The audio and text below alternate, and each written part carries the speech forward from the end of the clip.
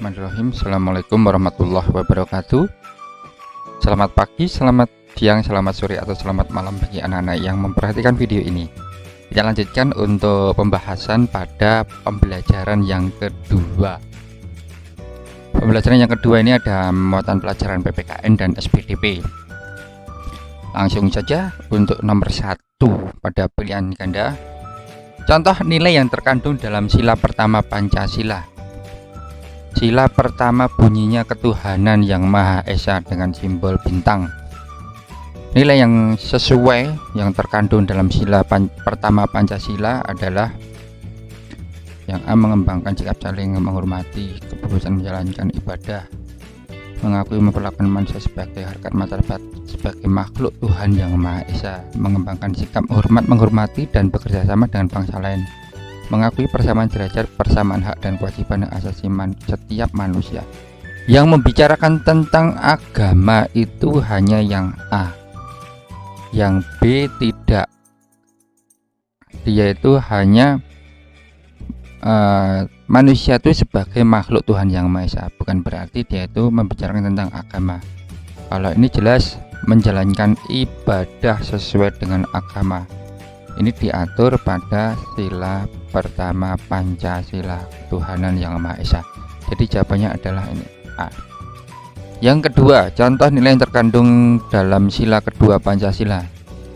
Bunyi sila yang kedua yaitu kemanusiaan yang adil dan beradab. Jadi intinya tentang kemanusiaan, hubungannya dengan perasaan, ya, kemanusiaan. Membina kerukunan hidup di antar sesama umat beragama, sila pertama. Mengakui dan memperlakukan manusia seharkat martabat. Nah, ini tadi ya, mirip dengan ini tadi. Ini sila kedua. Coba lihat yang lain. Mengembangkan sikap saling menghormati, kebebasan menjalankan ibadah, sila pertama. Kepercayaan terhadap Tuhan Maha Esa. Nah, ini juga agama dan kepercayaan, sila pertama. Jadi jawabannya adalah B. Mengakui dan memperlakukan manusia sesuai dengan harkat dan martabatnya sebagai makhluk Tuhan yang Maha Esa, dan memperlakukan manusia, ya, kemanusiaan, memanusiakan. Yang nomor 3, manfaat sikap saling menghormati antar umat beragama. Ini yang terbaik. Kita lihat yang A dulu. Hilangnya perbedaan akidah. Wes, kok malah hilang? Salah. Tercipta kerukunan. Wih, ini bagus. Kerukunan antar umat beragama. Coba lihat yang lain dulu. Menghilangkan perbedaan ajaran agama. Yo, salah, malah hilang. Yang D, semua umat beragama melaksanakan ibadah secara tidak boleh melaksanakan secara bersama-sama karena mempunyai dasar masing-masing, tidak boleh disatukan, ya. Kalau kerukunan boleh, tapi tidak boleh mencampur adukkan dari ajaran masing-masing agama. Yang paling betul adalah B. Kemudian yang nomor 4, Alan berwisata mengunjungi, ini udah masuk pada SPDP, ya.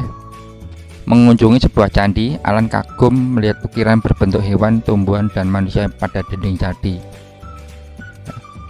Kenapa kagum? Tidak hanya satu, hampir semua dinding itu banyak ukirannya.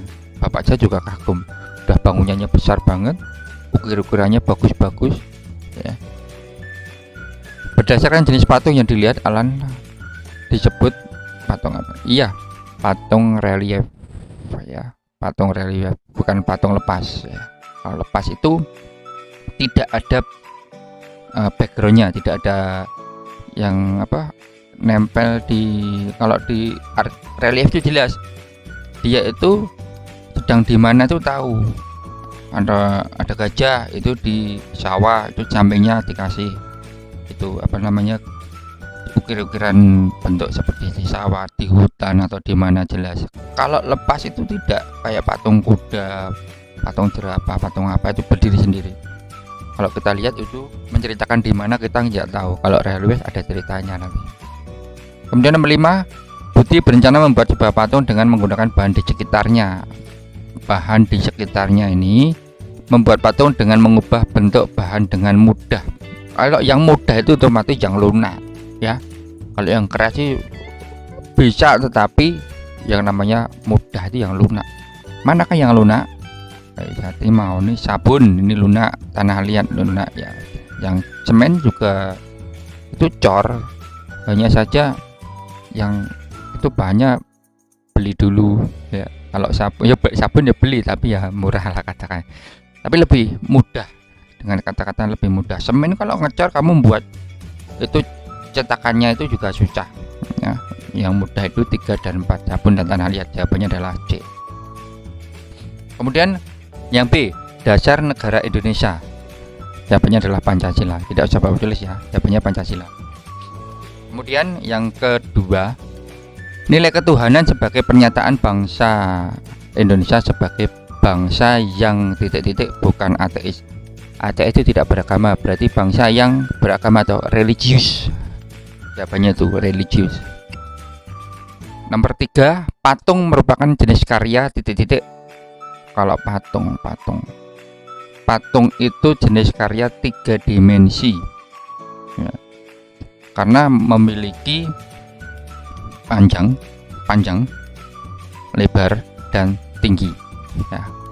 Patung dibedakan menjadi 2 jenis, yakni relief dan patung lepas. Tadi Pak Gus sudah menjelaskan di awal. Relief itu ukir-ukiran dipahat atau apa terpampang dari tonjolan-tonjolan ya, dilihat itu. Kalau lepas berdiri sendiri. Kemudian nomor 5, gipsum dan semen merupakan bahan membuat patung yang tergolong bahan cor ya, bahan cor. Nah tadi semen di sekitar kita banyak, tapi kalau membuatnya ada cetakannya dulu, nanti dicor. Cetakan apa, kemarin ada itu anak-anak yang membuat hewan, yang satu kura-kura atau apa ya, kemudian yang satunya itu kepiting ya, dicor jadi gampang ya. Kalau ada cetakan ya mudah, dan itu lilin di rumah kalian ada ya, ya bagus. Nomor 1 untuk Rian, jelaskan asal mula nilai-nilai yang terkandung dalam setiap Pancasila. Kita lihat Indonesia itu berbagai macam budaya, adat istiadat. Nah, mengambilnya itu tidak sembarangan zaman dulu itu ya. Jadi mengambilnya semuanya itu bisa terangkum dan diatur semuanya di situ, tidak ada yang kecer ya, bahasa Jawa nih. Yang pertama, kalau kita melihat banyak sekali budaya. Pertama itu budaya ya, adat istiadat. Jadi asal mula yang terkandung dalam Pancasila itu berasal dari adat istiadat. Setelah adat istiadat, kemudian kebudayaan ya, adat istiadat dari masing-masing, kemudian kebudayaannya kan semua bisa diatur. Yang terakhir kemudian nilai agama bangsa Indonesia ya. Ingat, tapi nilai agama ditempatkan nomor 1, ketuhanan yang maha esa ya. Kemudian nomor 2, tuliskan simbol atau lambang sila pertama. Kemudian nomor 3, tuliskan simbol atau lambang sila kedua. Oke, Bapak searching sekalian ini.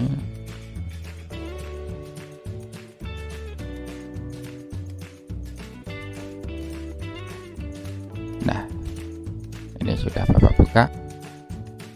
Jadi kalau kalian itu di buku tidak ada ya, kalau udah bisa browsing, bukalah yang bermanfaat seperti ini. Makna sila pertama, ini simbolnya adalah bintang. Bintang itu mempunyai makna, maksudnya simbol ini mempunyai makna bahwasanya bintang emas bermakna sebagai ini ya. Nah, intinya ya sampai sini. Lambang bintang emas, kelihatan tidak? Gambar besar. Yap.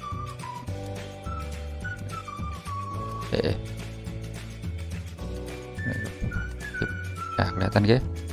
Lambang bintang emas bermakna sebagai cahaya kerohanian bagi setiap manusia.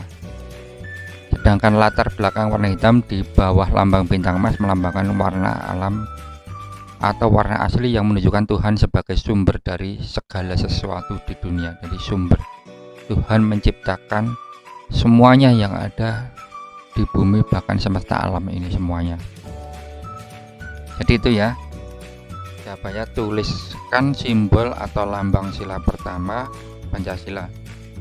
Lambangnya adalah bintang. Kemudian yang nomor 3, tulis simbol atau lambang sila kedua Pancasila beserta maknanya ya. Maknanya tadi udah ya. Untuk yang sila pertama itu tadi bahwasanya Tuhan sebagai sumber dari segala sesuatu di dunia.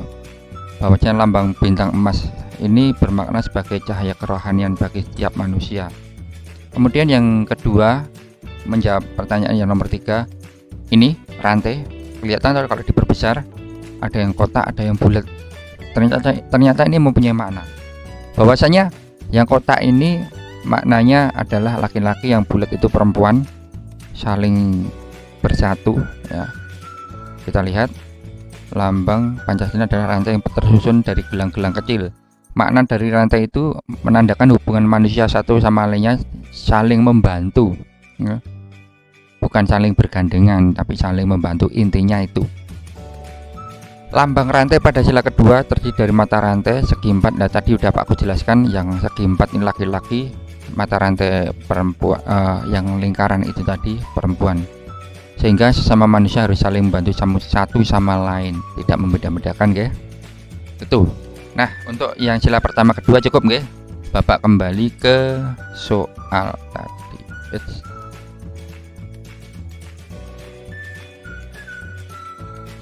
Oke. Ya. Dah.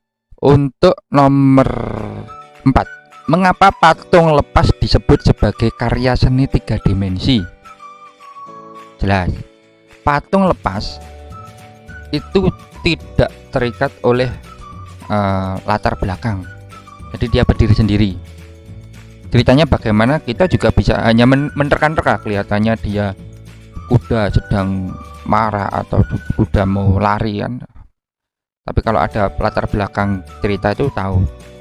Nah kita melihat itu karya seni 3 dimensi itu dari mana? Dari kalau lepas itu lebih terlihat dia memiliki panjang, lebar, dan tinggi ya, itu atau lepas disebut sebagai karya seni 3 dimensi itu tadi, mempunyai panjang, lebar, panjang, lebar, tinggi ya, seperti itu. Nomor 5, di depan pintu gerbang kebun binatang terdapat patung kuda mirip. Nah ini membicarakan yang tadi, dengan bentuk aslinya patung tersebut dapat dilihat dari berbagai arah. Nah, arah manapun terlihat. Kalau relief tidak, kalau kamu lihat dari samping tidak begitu kelihatan, hanya nonjolan-nonjolan. Kalau dari depan, oh ini gambar apa, itu tahu, patung apa, tahu. Apa jenis patung kuda yang ada di depan pintu gerbang tersebut, gerbang kebun binatang tersebut? Dia itu termasuk patung lepas karena bisa dilihat dari berbagai arah. Dah, itu nggih. Itu saja yang Bapak sampaikan untuk pembahasan pada pembelajaran yang kedua. Jika ada kesalahan dari Pak Agus, langsung saja tanya jawab di grup. Nanti untuk selanjutnya untuk pembelajaran yang ketiga ini Bapak cukup sekian. Jika ada kekurangan, mohon maaf. Akhirul kalam, wassalamualaikum warahmatullahi wabarakatuh.